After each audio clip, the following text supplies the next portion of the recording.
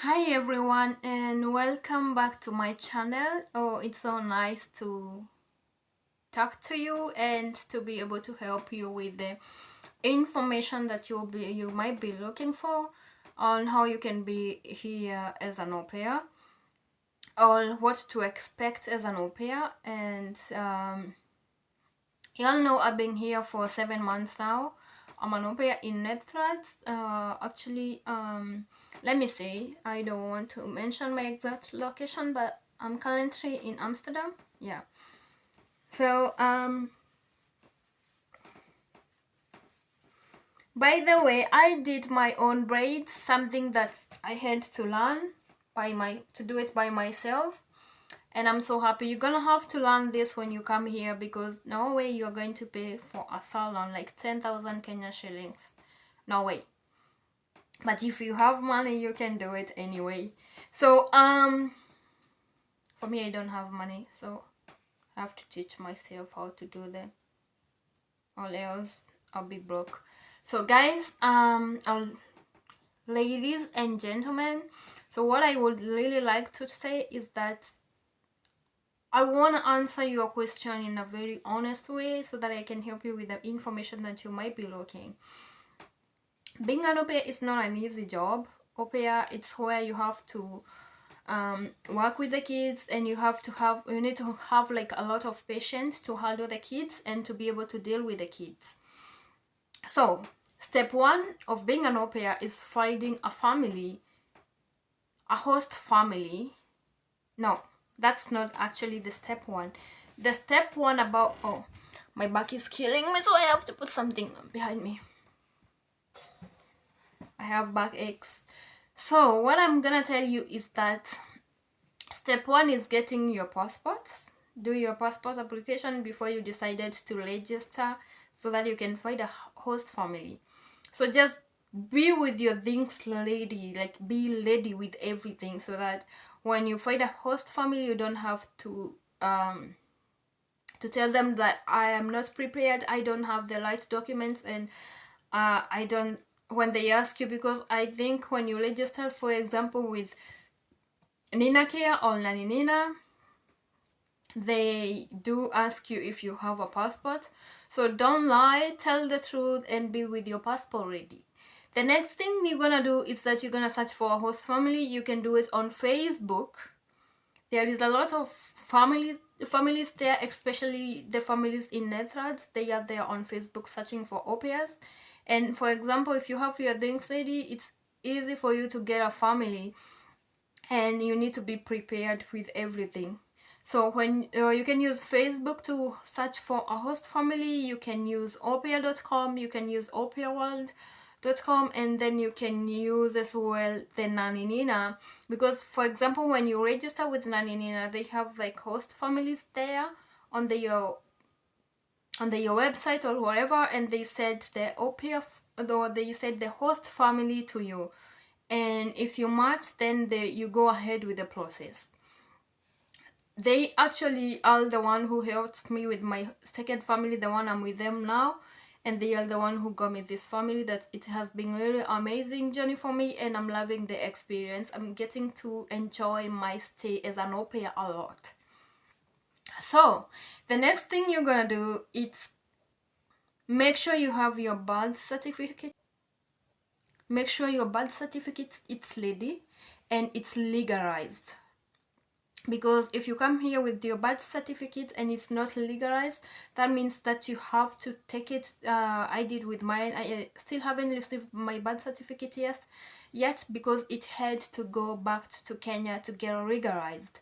So you need to legalize your birth certificate in Kenya. I don't think it's cost a lot of money than the way it cost here, because I think I paid 20 euros, that 2,000 Kenya shillings. Is that? Yeah. And when you're doing it in Kenya, I think it's 200 Kenya shillings. So make sure you legalize your birth certificate and get it ready, and come with your birth certificate when you're coming here. Also come with the contracts, because they do ask the contract at the airport here. Because I remember the first time I got here, I told the those officers from at the airport, and they ask, I'm coming here to do what? And I told them as an au pair, and they told me to show the proof. So I had to show them the contracts and the one I signed between me and the family, and the letter I got from Naninina. So be prepared with those things. The next thing you need to do is that you need to have the proof to show that you're not married and you don't have kids. So where can you get this one? So this one, for me, what I did, I came here with affidavit, and the affidavit I came here with, I got it from the lawyer in Kenya. So the lawyer wrote affidavit for me, and make sure you are telling the truth, don't lie. These people, they are actually very smart, so don't go there thinking that you can fool them. So just be completely honest with yourself and with the other peoples and tell them the truth. So affidavit, you can get it from the lawyer. Yeah, and when you have affidavit, you have your birth certificate, you have your contract, you have your passport, you're good to go, actually. And with the medical stuff, you can just go to the hospital where they can give you those medical certificates, and they have to do a few tests, and then they give you the medical certificate. For me, what I did misunderstand that the tuberculosis is not done in Kenya, it's actually done here. Because when I came here, I had to do the test of tuberculosis, and they were checking if I have this, the BCG, this thing. And then they had to do like a skin test. So they put like some medicine inside your skin, and then if you have like lashes here, like sorry, but if you have like some pimples here or lashes or yeah, that thing, because then it means that you are easy to get infected with the tuberculosis or the other diseases. I don't know how it works, but yeah, I did that here, and that one was good experience. Actually, I didn't think that having the BCG it's so important, so they did check mine, which is already here. Yeah, the next thing you're gonna do when you are here or before you come here, and the expectation about being an au pair, I keep saying, like in almost every video, au pair is not a paradise. Au pair has its own challenges, but don't forget to show the people how you want to be treated in the first place. Because if you come here as an au pair, for example, for the people who are used on working in Gulf countries, you know, when you work in Gulf countries, you have to take care of the kids, you have to clean the house, sometimes they ask you to help with the cooking. But being an au pair, you can help with the house chores, but not cleaning the windows, not doing all those hard work. So it's just like unloading the dishwasher, and sometimes for me, I do help my host mom to clean the living room and the room for the kids, which I do it only on Tuesday.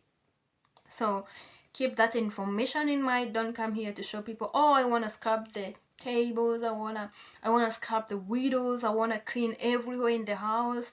Yeah, that's not the duties of being an au pair. It's so easy when you follow the rules. And remember, your first appearance, the way you show people how you want it to be, that's how it's gonna be. So be careful with what you're showing at the first time. The other thing I'm gonna tell you is that the Dutch kids, they are allowed to have their opinions. So when you're here as an au pair, the kids can question you, especially if you're dealing with the kids like mine. They are 10 and 8. So I'm taking care of kids that they are 8 and 10. So those kids, they have like a lot of questions. Sometimes I have to tell the host mom or the host dad to solve the issue, because I feel like I have no energy to deal with the arguments of the kids. So I'm just like, please talk to your dad and try to understand it from your dad or your mom.